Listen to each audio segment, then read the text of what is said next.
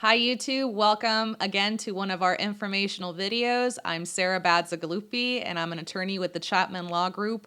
We are a national firm that provides healthcare services to healthcare entities and individual providers. Today we're going to talk about the Florida Department of Health and their investigations. What happens if your medical license or your nursing license is under investigation? The administrative disciplinary process is very specific and it follows particular steps. Today, we're just going to focus on the investigation side of things, and I'll walk you through what happens from the moment a complaint is filed against you until the case is either dismissed or results in formal charges.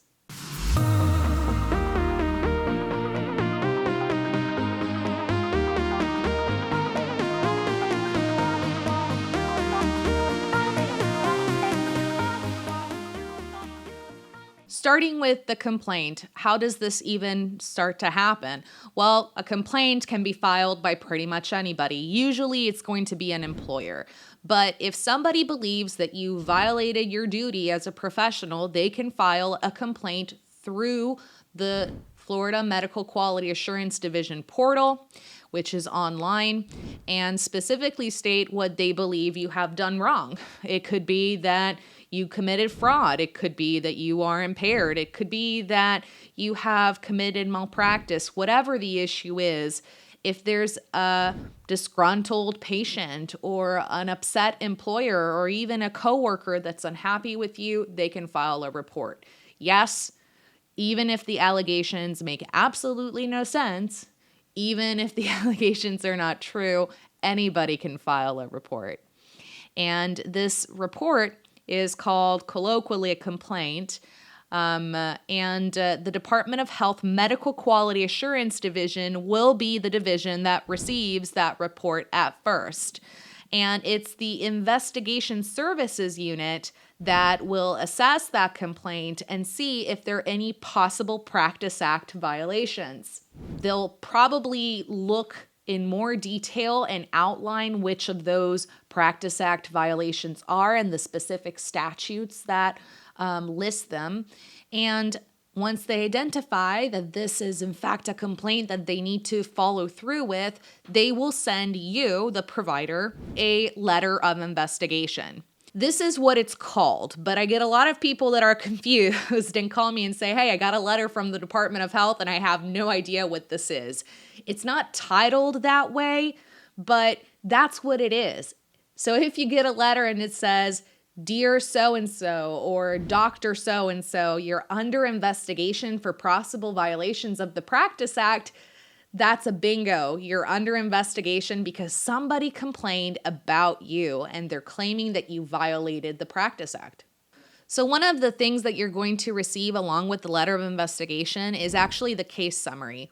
The case summary is just a single page normally that contains your demographic information, such as your address and your name, but also your license number. And it'll contain a brief summary of the description of the facts that are alleged against you. It will also list the specific statutes that you are alleged to have violated. That's to give you essentially notice. What's important to note is that when you get one of these, you probably should contact a lawyer because the statutory violations can be complicated. That said, you also will receive the actual complaint form that was filed by the complainant that will explain what their allegations are. And in some occasions, there'll be some additional evidentiary documents that maybe the complainant submitted to the department in support of their allegations. But that's not necessarily always the case. One thing that I do want to point out that it's very important is sometimes, not always, the department will also include a voluntary relinquishment form along with this packet, along with this letter of investigation. Don't freak out. It's a standard form. They're not requiring you to relinquish your license.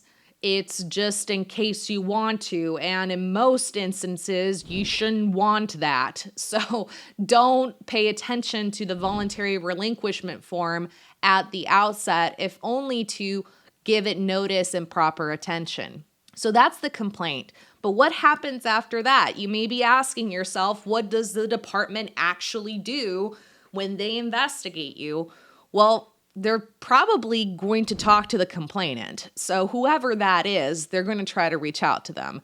They might actually try to reach out to you. You don't need to talk to the Department of Health. So an investigator may reach out to you and may try to get information from you, but you don't have to speak to them. Deciding to speak to the department is a pretty difficult decision to make and something that you should make with an attorney. It's kind of being accused by the police of committing a crime and then voluntarily going to talk to the police. Most of the time, you shouldn't do that by yourself. Sure, you're not risking prison time because this is not a criminal case, but you're risking your license. That's what they're doing. They're trying to investigate to see if you should be formally charged with Practice Act violations and therefore be subject to discipline. One of the things that the letter of investigation lists is that it requires you to provide a resume and a summary of events or a statement, or that you should call them. Do yourself a favor, call a lawyer, see if there's a problem, at least consult.